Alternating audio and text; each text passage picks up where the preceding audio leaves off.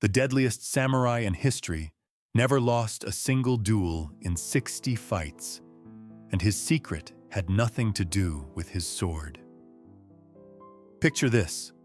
A 13-year-old boy walks into his first death match. No armor, no backup plan. His opponent? A trained warrior with years of experience. The result? The boy wins. That boy was Miyamoto Musashi. Over the next 30 years, he would face 60 life-or-death duels. He never lost. Not once. But here's what's really mind-blowing. Musashi didn't just master fighting. He cracked the code on something way more valuable, unshakable confidence. And his approach was brutally different from everything you've been told. Most people think confidence is about feeling good about yourself. Positive thinking and affirmations. Musashi would have laughed at that. While everyone else was trying to convince themselves they were confident, Musashi was actually becoming confident. There's a massive difference. Modern psychology has proven Musashi was right all along. Harvard researchers found that people who embrace realistic self-assessment, basically Musashi's brutal honesty approach, show 40% higher performance under pressure compared to those who rely on positive self-talk. So what did this legendary samurai know about confidence that we've completely forgotten? Let me tell you about the moment everything changed for Musashi. He was 29, about to face the swallow cut. A master so fast he could slice a bird in half mid-flight. The entire country was watching. By every measure, Musashi should have been terrified. Instead, he showed up 2 hours late. Completely calm. But here's what nobody knew. Musashi wasn't naturally confident. His early writings reveal he was consumed by self-doubt, plagued by anxiety. Sound familiar? The difference is what he did with those feelings.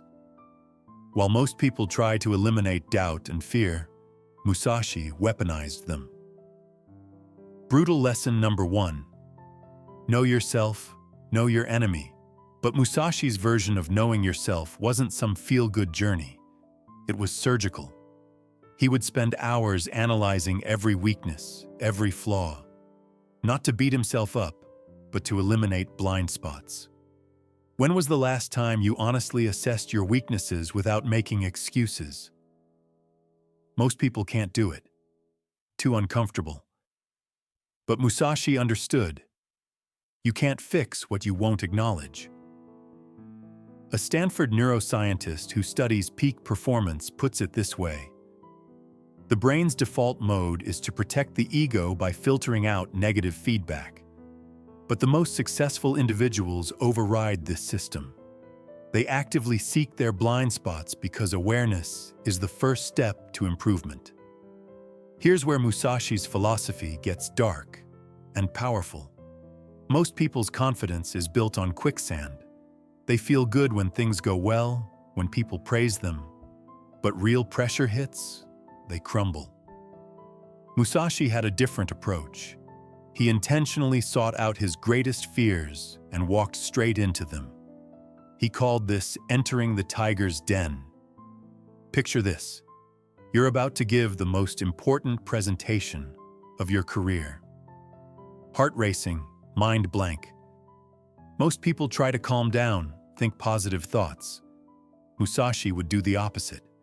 He'd lean into the fear, study it like a scientist. Why? Because he discovered something psychology has only recently validated. Fear and excitement are physiologically identical. Same heart rate, same adrenaline. The only difference is the story you tell yourself. Brutal lesson number 2. Your fear is your teacher, but only if you're brave enough to listen. Most people run from discomfort. Musashi ran toward it, not because he enjoyed pain, but because growth only happens at the edge of your comfort zone. Here's where Musashi gets really weird and brilliant. Most people think confidence comes from being good at something. Musashi believed the opposite. He thought confidence came from being comfortable with being bad at something. Even after becoming Japan's greatest swordsman, he would regularly pick up completely new weapons: chains, spears, farm tools, and he would deliberately suck at them in public, in front of students who revered him. Why embarrass himself? Because real confidence isn't about never failing. It's about being unshakable when you do fail. Brutal lesson number 3. Master the art of losing before you attempt to win. When you're comfortable with failure, you stop making decisions based on fear of failure. You start making decisions based on potential for growth. A performance psychologist explains, people who deliberately practice failure recovery demonstrate significantly higher risk tolerance and creative problem solving compared to those who focus solely on avoiding mistakes. Musashi would sometimes throw fights on purpose, not important ones, but training matches. He was literally practicing being defeated so that if it ever happened for real, he wouldn't panic. Musashi's most controversial lesson: every morning, he would contemplate his own mortality. Not in a morbid way, but in a liberating way. He called this death meditation. This sounds dark, but the effect was profound. When you truly accept that nothing external lasts forever, you stop deriving confidence from external sources. You build it from something deeper, something unshakable. An existential psychologist working with terminal patients describes similar results. Patients who fully accept their mortality often report feeling more alive and confident than ever. Confronting the ultimate fear makes all other fears seem manageable. But death meditation had an unexpected side effect. It made Musashi incredibly present. When you're not worried about protecting your ego, you can focus entirely on what's happening right now, and that presence is magnetic. University of Pennsylvania researchers conducted a 10-year study tracking individuals who practiced mortality salience meditation. Results were striking. Participants showed significantly higher authentic self-esteem and stable emotional regulation, even during major life stresses. Accepting impermanence paradoxically creates psychological permanence. Let me tell you about Musashi's final duel. He was 60, hadn't fought in years. A young hotshot challenged him. Everyone expected him to decline. Instead, Musashi accepted. But he didn't use a sword. He carved a wooden paddle from a boat oar. A paddle. Against a master swordsman with a razor-sharp blade. The crowd thought he'd lost his mind. But Musashi understood something they didn't. His confidence wasn't tied to his sword skills anymore. It came from something that couldn't be taken away. He won in a single move. Not because he was physically superior, but because he was psychologically untouchable. How do you apply this today? 4 steps. First, radical honesty. Write down your 3 biggest weaknesses. Then create small challenges that force you to confront them. Second, reframe discomfort. Next time you feel nervous, don't try to make it go away. Study it. What exactly are you afraid of? Third, voluntary hardship. Cold showers, difficult conversations, things that scare you but won't harm you. Fourth, cut away the unnecessary.